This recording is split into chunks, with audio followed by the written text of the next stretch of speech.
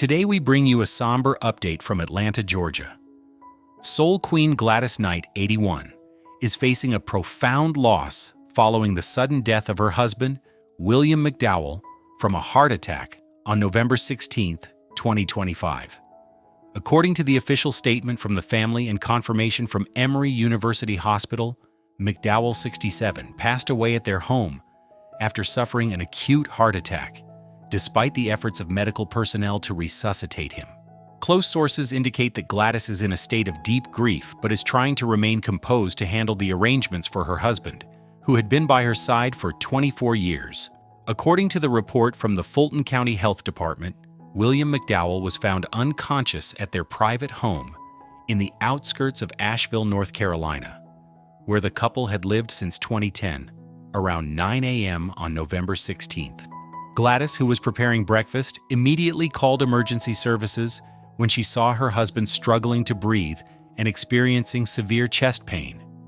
Medical personnel arrived at the scene after 7 minutes and performed cardiopulmonary resuscitation, CPR, on site before transferring him to Emory Hospital, where he was diagnosed with a heart attack due to coronary artery blockage. Despite interventions such as clot-dissolving medications and stent placement, McDowell did not survive, passing away at 11:45 a.m. that same day.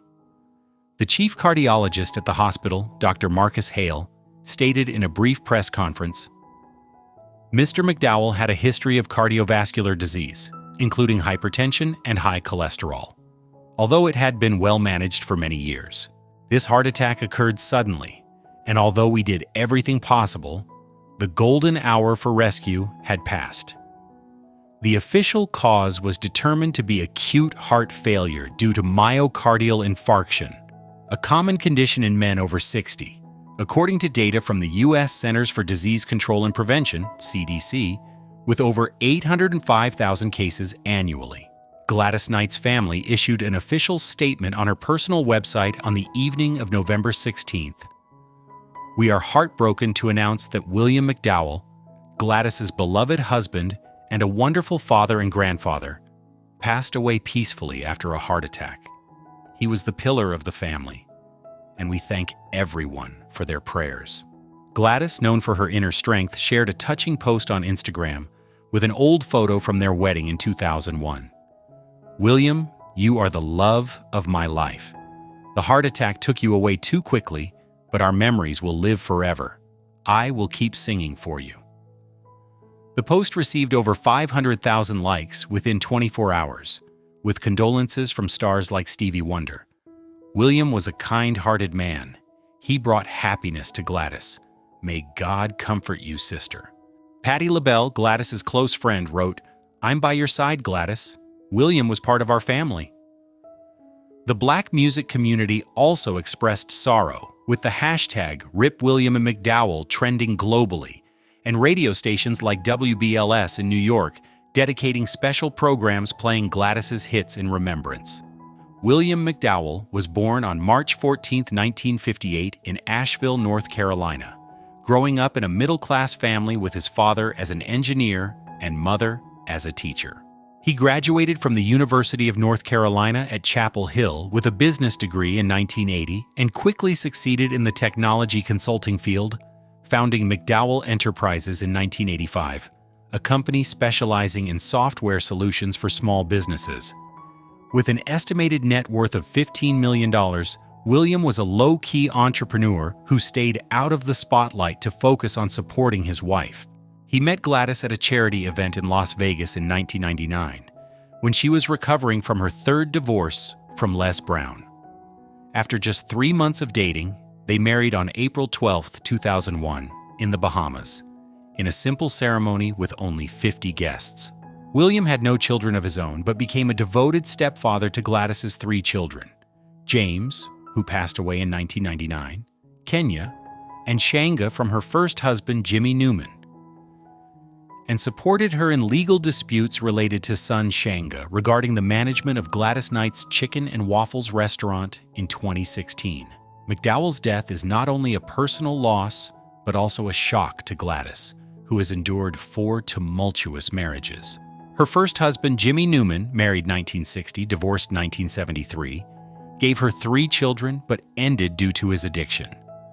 Second husband, Barry Hankerson, 1974-1979, was a music producer, but the divorce was due to conflicts.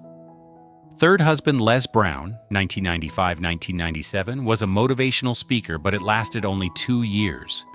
William brought peace, helping Gladys overcome the pain of losing her son James to overdose in 1999. He accompanied her on tours like the 2019 World Tour and supported her health when Gladys battled type 2 diabetes since 2010. According to a source from Essence magazine in 2022, William was the one who convinced Gladys to have regular health checkups, helping her manage cardiovascular disease, ironically, as he himself died from a similar reason. The medical community emphasizes that heart attacks in Black men like William have a 20% higher rate than average, according to the CDC's 2024 report, due to genetic factors and lifestyle. William had publicly discussed his diet and exercise regimen in a 2018 interview with Black Enterprise. "I stay healthy to be with Gladys for the long haul."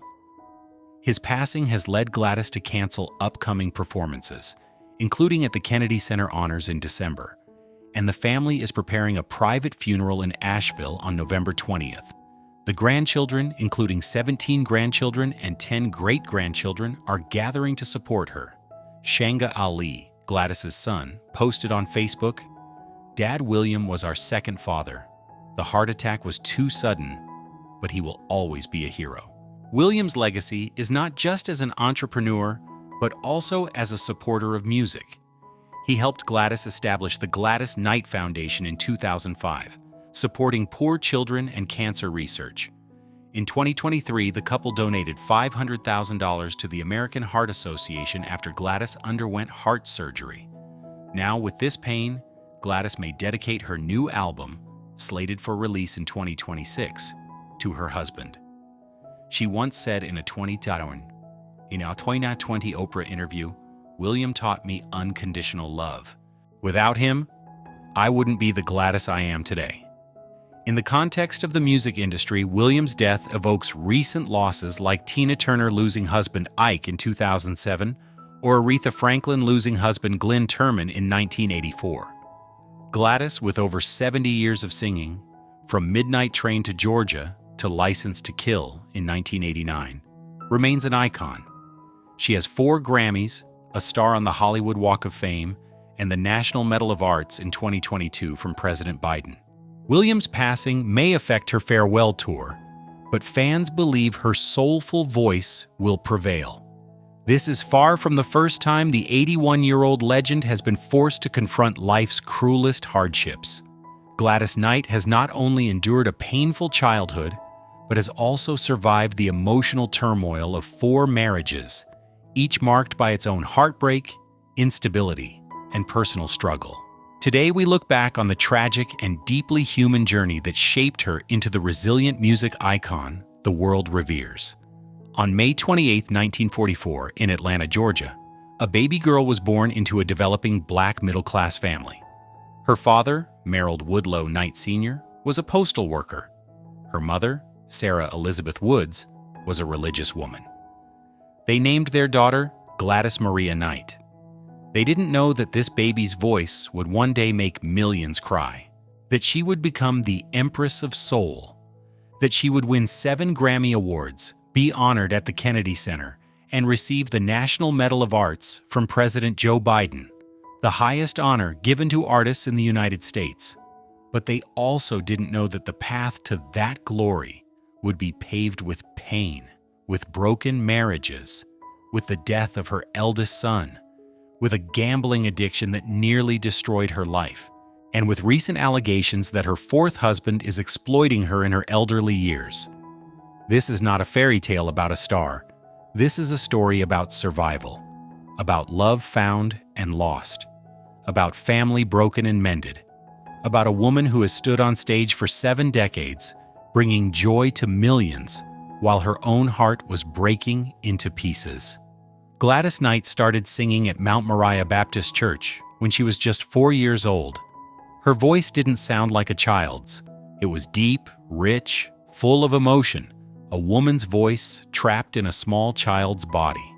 From 1950 to 1953, Gladys toured and sang at Southern churches with Morris Brown College's choir, a gospel music group in Atlanta. In 1952, at just 7 years old, Gladys appeared on the talent search television show Ted Mack's The Original Amateur Hour. She stepped onto the stage, a tiny child in a neat dress, and she sang. Her voice silenced the studio audience. And when the mail-in votes were counted, Gladys Knight had won. At age 7, she had achieved national recognition. That same year, at a children's birthday party at the Knight home, magic happened. Gladys, her brother Merrill Bubba, sister Brenda, and 2 cousins Eleanor and William Guest performed impromptu together. The energy between them was electrifying, and from that moment, a music group was born. They called themselves the Pips, after the nickname of another cousin, James Pip Woods, who had encouraged them to turn professional. After Brenda and Eleanor left, cousin Edward Patton filled out the family foursome during the group's golden era. By 1957, Gladys Knight and the Pips were touring nationally on the Chitlin Circuit, and the network of clubs and theaters for black audiences in the segregated South.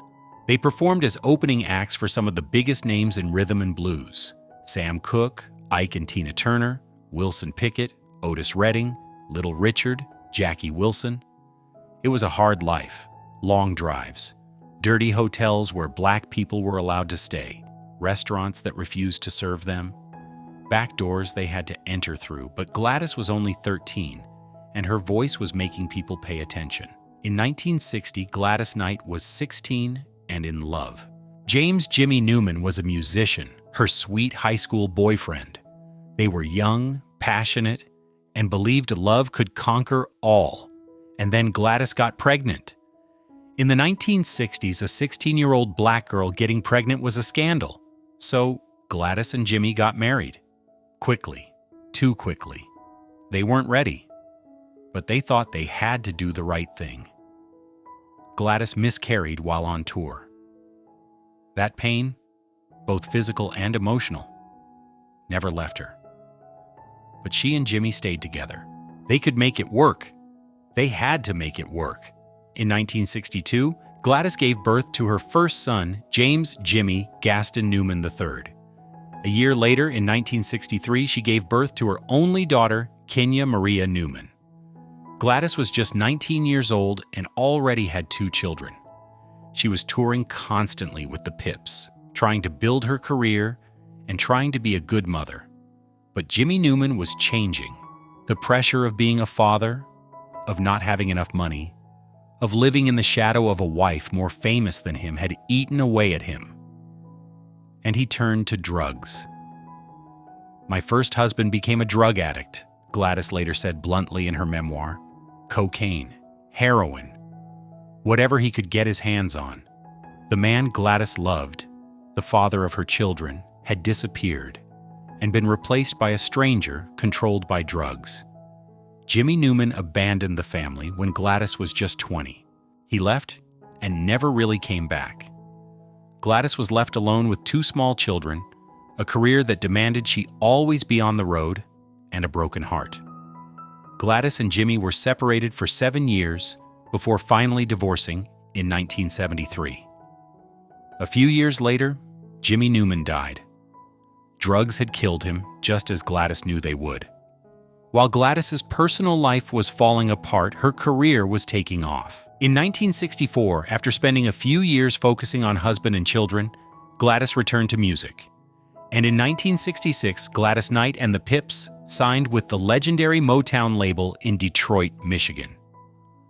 Motown was home to the Supremes, Marvin Gaye, The Temptations, Stevie Wonder. It was the house of soul music's biggest stars, and now Gladys Knight and the Pips were part of that family. In 1967, they released I Heard It Through the Grapevine. The song reached #1 on the R&B chart and #2 on the pop chart. Gladys's emotionally charged voice transformed a song about betrayal into a work of art. People heard her sing and they felt her pain, because it was real. But behind the success, Motown was exploiting its artists. Gladys was blunt about this in her memoir. Second-tier groups like the Pips rarely had access to the best songs from in-house songwriters. Naive artists accepted gifts from the company that were actually advances against royalties, keeping artists in debt and therefore slavery to Motown. "We were earning fame, but not making money," Gladys said. They were working non-stop, touring constantly, recording albums, and still living hand-to-mouth. In 1973, Gladys Knight and the Pips left Motown and signed with Buddha Records, and everything changed. Finally, they had control of their music, they had good songs, and they reached the peak of success. Midnight Train to Georgia was released in 1973. It was #1 on both R&B and pop charts. It was their only song to reach #1 on the pop chart, and it became their signature song, the song everyone associates with Gladys Knight. The song was originally called Midnight Plane to Houston, until Gladys rewrote the lyrics to reference her home state. It was the perfect decision. Midnight Train to Georgia wasn't just a hit. It was a timeless classic. Next came Neither One of Us Wants to Be the First to Say Goodbye, #1 R&B, #2 pop in 1973. Best Thing That Ever Happened to Me, #1 R&B, #3 pop in 1974.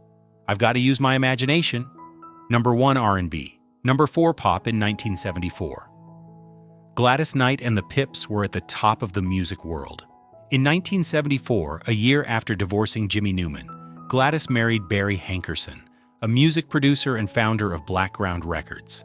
Barry was a powerful man in the music industry. He had connections, he had ambition, and he wanted Gladys to become the biggest star in the business. In 1976, they had a son, Shanga Ali Hankerson. Gladys hoped this marriage would be different, that Barry would be the partner she needed, that they could build a life together. But the marriage with Barry quickly became complicated. Both were strong personalities, both had their own careers, and tensions began to crack. They argued about money, about careers, about how to raise Shanga, about everything. And then there were other women, rumors, suspicions. Gladys had been through this before with Jimmy, and she didn't want to go through it again. The divorce began in 1979, and it was long, contentious, and painful. They fought over custody of Shanga. They fought over money. They fought over everything. Gladys described it as one of the hardest times in her life. "Ma, that divorce nearly killed me," Gladys later admitted. But she survived, because that's what Gladys Knight does. She survives. Barry Hankerson later became famous for another reason. He was the uncle of singer Aaliyah, who married R. Kelly when she was just 15, a marriage Barry had arranged. Aaliyah later died in a plane crash in 2001 at age 22. Gladys, as aunt by marriage, was devastated by the young woman's death. Throughout the 1980s and 1990s, while Gladys was at the peak of her career, she was fighting a secret demon: gambling. It started innocently: a trip to Las Vegas, a few slot machines, a few card games. Gladys liked the thrill, the excitement, the possibility of winning big, and Vegas was where she performed regularly. It was too easy to walk into the casino after a show. But then a few games became hours. Hours became all night. Gladys started losing money she couldn't afford to lose. She borrowed money. She hid it from family. She lied about it, and she couldn't stop. "I was addicted to gambling," Gladys admitted in her 1997 memoir, "between each line of pain and glory. It was one of the hardest things I've ever had to face."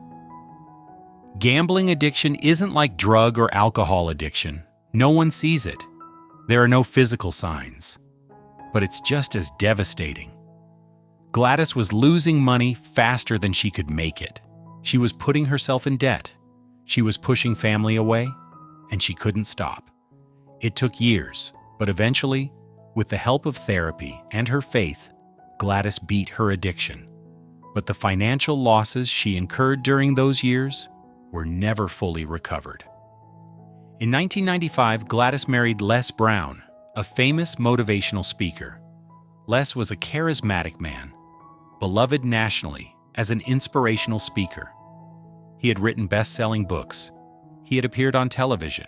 He seemed to be the perfect man. Gladys hoped this time would be different.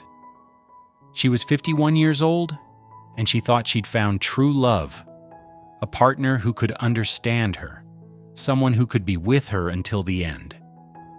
But the marriage quickly ran into trouble. Les and Gladys were both big personalities with demanding careers. They were always on the road, always working, never home. Tensions began to show, arguments started, and just 2 years after getting married, they separated. The divorce was finalized in 1997. Once again, Gladys Knight found herself single, heartbroken, wondering if she would ever find lasting love. "I started asking myself if there was something wrong with me," Gladys later admitted. 3 marriages, 3 failures. Maybe I just wasn't made for marriage. On July 10, 1999, Gladys Knight experienced the worst pain a mother can endure. Her eldest son, James Jimmy Gaston Newman III, died at his home in Las Vegas, Nevada. He was just 36 years old. The official cause was listed as heart failure, but Gladys knew the truth was more complex. Jimmy had been fighting his own demons. He had witnessed his parents' marriage fall apart. He grew up with a mother always on the road. He tried to find his own way in the shadow of a famous mother. Jimmy wasn't just Gladys's son. He was her manager. He was her best friend. He was the person she trusted most in the world. And now he was gone. "When Jimmy died, a part of me died with him," Gladys said. That pain never left her. Even now, more than 25 years later, Gladys can't talk about Jimmy without crying. After Jimmy's death, daughter Kenya took over managing her mother's career. But no one could replace Jimmy. No one could fill the void he left. 2 years after Jimmy's death, on April 12, 2001, Gladys Knight married William McDowell, a business consultant. They had known each other for nearly a decade, but only started dating in January 2001. Their wedding was an intimate seaside ceremony held in Santa Monica, California, with 80 family members and close friends in attendance. William McDowell was 14 years younger than Gladys. It was a detail many people noticed, but Gladys didn't care. "Love has no age," she said, and for the first time in her life, she felt she'd found something truly lasting. "William understands me," Gladys said. "He was there for me during the darkest time after Jimmy died. He's never tried to change me. He loves me as I am." Not long after getting married, William became Gladys's manager.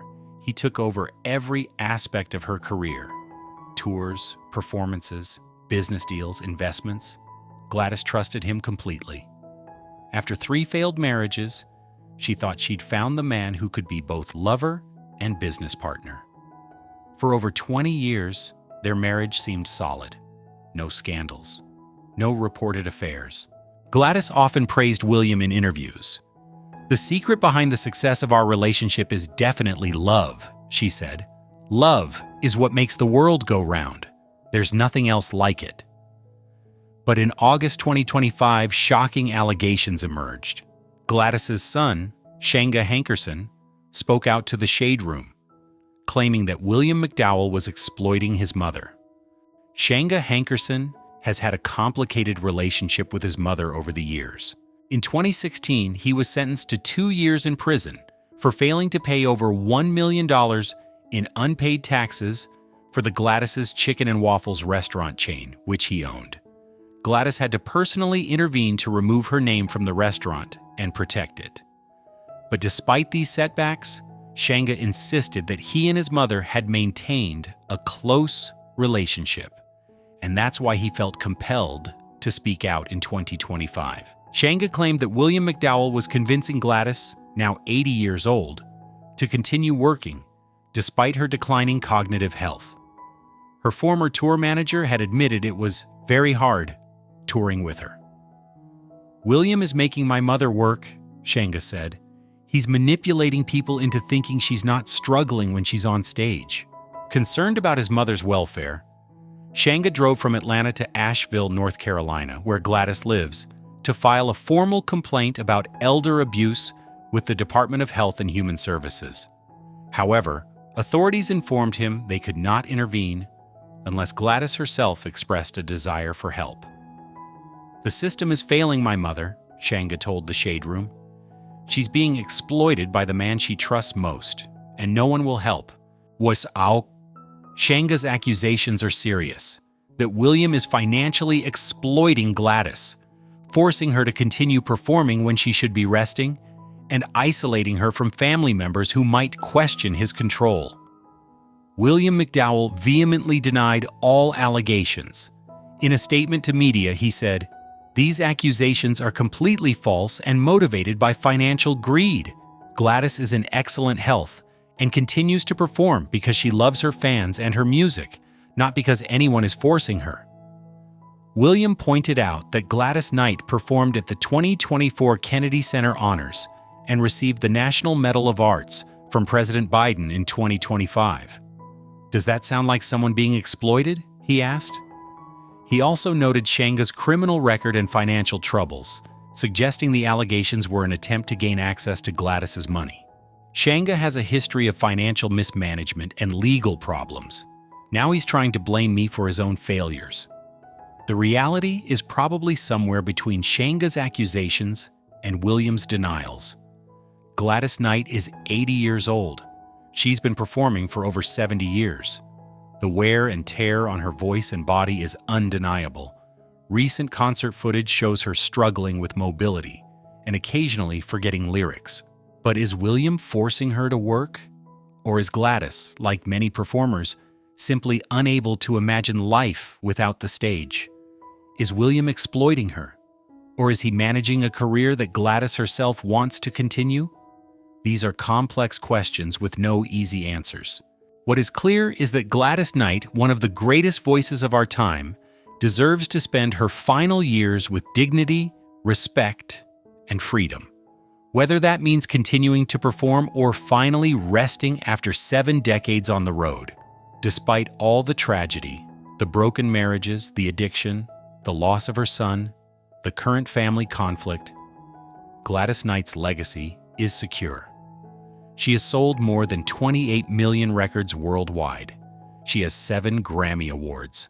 She was inducted into the Rock and Roll Hall of Fame in 1996 with the Pips. She has a star on the Hollywood Walk of Fame. More importantly, Gladys Knight changed soul music forever. Her voice, that powerful, emotional, church-trained instrument, influenced generations of singers. From Aretha Franklin to Whitney Houston to Beyoncé, every Black female vocalist owes something to Gladys Knight. Her signature songs, Midnight Train to Georgia, Neither One of Us, Best Thing That Ever Happened to Me, I Heard It Through the Grapevine, are timeless classics that still move people to tears decades after their release. But perhaps her greatest legacy is simply survival. Gladys Knight survived poverty. She survived a teenage marriage and motherhood. She survived 3 divorces. She survived addiction. She survived the loss of her son. She survived an industry that tried to exploit her. And at 80 years old, she's still standing. "I've been through hell and back," Gladys said in a 2023 interview, "but I'm still here. God brought me through everything for a reason, and as long as I have breath in my body, I'll keep singing." The story of Gladys Knight is not a simple one. It's not a rags to riches tale with a happy ending. It's a complex, messy, painful, beautiful story of a woman who gave everything to her art and paid an enormous personal price. 4 marriages, 3 divorces, 1 son lost, years of addiction, family conflicts, financial exploitation. And through it all, the voice never stopped. The music never stopped. The performances never stopped.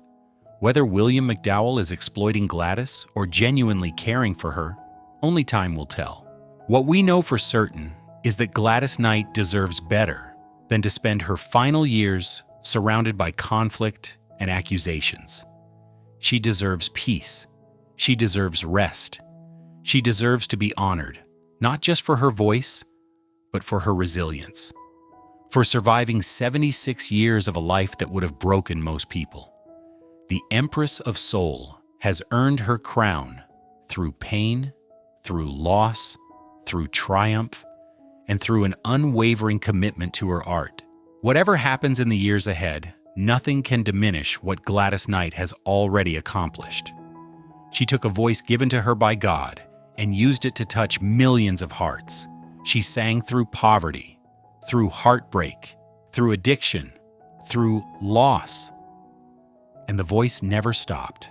That's the true legacy of Gladys Knight.